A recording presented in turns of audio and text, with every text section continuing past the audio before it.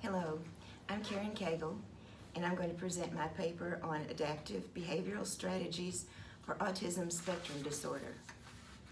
Autism spectrum disorder, ASD, has many different characteristics, and no two children who are diagnosed with ASD have the same characteristics. Teaching the students with ASD may be difficult at times due to the fact that some of the children with classic autism, in their attempt to communicate with others, may exhibit aggressive behavior towards others or towards themselves. This can occur at any time, and not only would this make teaching difficult for the teacher, but difficult for the student with ASD and the other students in the classroom as well. In this paper, I propose to show evidence-based research information that I have gathered about strategies and techniques for improving behavior that has been successful with children diagnosed with ASD. I will also present research that will help the general education teacher, parents, in addition to the special education teachers. The information gathered is not entirely to be used in the classroom. Many of the interventions are activities that should be processed in the home or outside the home by the use of the parents. Since the special education teacher is around the students more waking hours than the parents, there may be signals or triggers that the teacher will be able to share with the parents in order to incorporate their help in the situation. There should be much collaboration between the parents and the teachers in order that the child with the ASD will benefit, and we can also address and intervene with some behavioral strategies. Inappropriate behavior is a problem for the student with ASD, and it can become a more serious problem as the student reaches adulthood. As educators, it is our mission to try to find strategies and techniques to help these students and parents deter this behavior whenever possible. Gathering research in areas to modify and change behavioral issues is very important to everyone associated with the child diagnosed with ASD, including the parents, special education teachers, and general education teachers.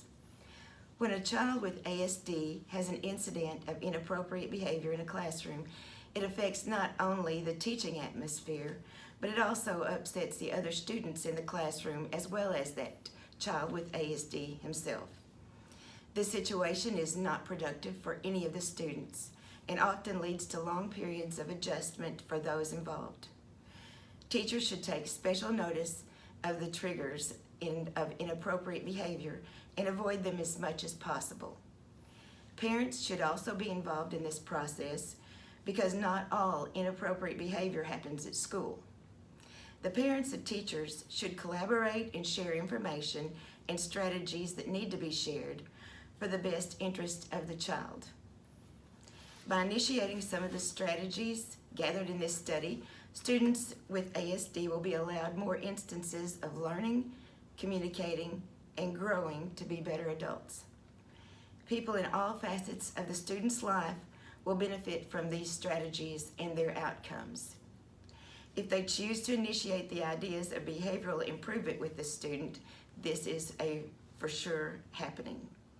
Without being able to control to some degree the behavior of the student with ASD, a significant amount of learning time will be lost in the classroom for all those involved. Not to mention that the behavior of the child when away from school has a great influence on the mental health of the parents and of society. Research has found that adaptive behavior skills should be targeted at about the age of 2 years. In doing this, the student will improve their communication skills, daily living skills, self-care skills, and positive behavioral skills throughout their lives. In other studies, there was a definite correlation found between positive behavior and the student eating healthy food, getting enough unbroken sleep, listening to music, and enjoying pleasurable activities while away from school.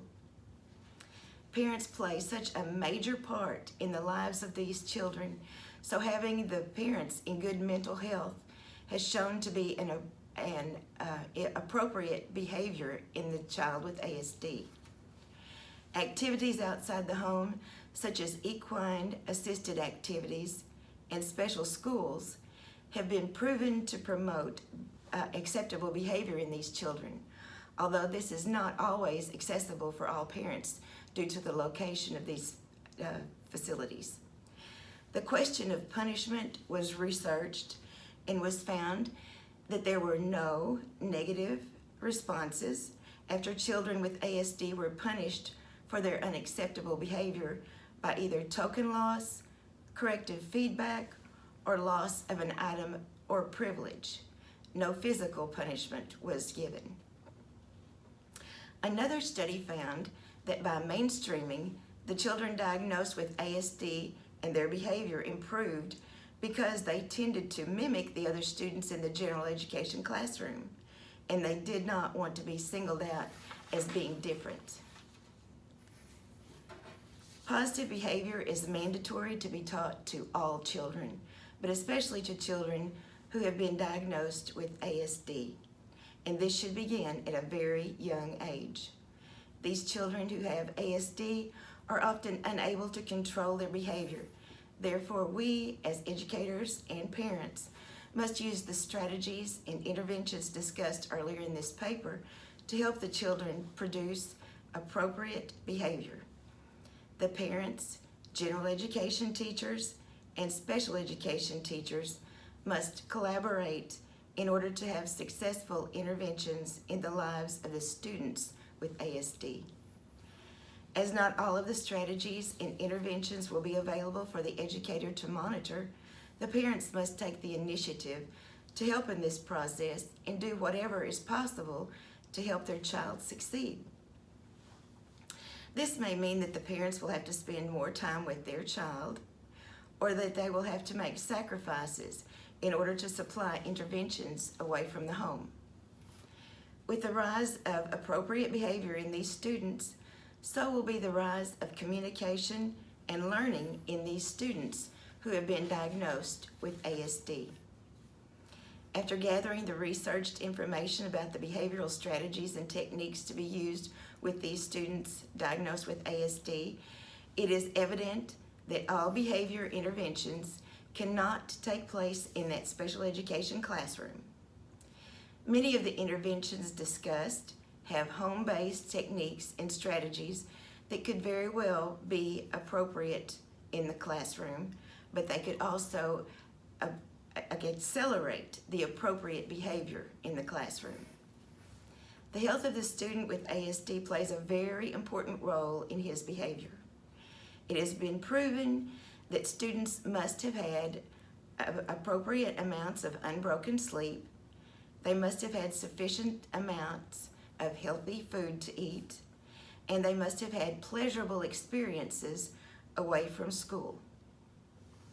Not only do these interventions help the teacher to be able to teach the students in the classroom, but these interventions also provide beneficial health and well-being to the parents of these children.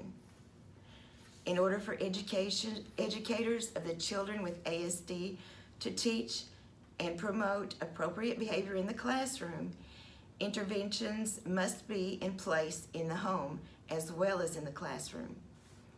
Behavior must be monitored, and the use of punishment has been successful to bring about appropriate behavior. The parents and the teachers must collaborate to instill consistency in the lives of these children with ASD. By incorporating these interventions from an early age in the lives of these children and adolescents who have been diagnosed with ASD, they should have a better quality of life.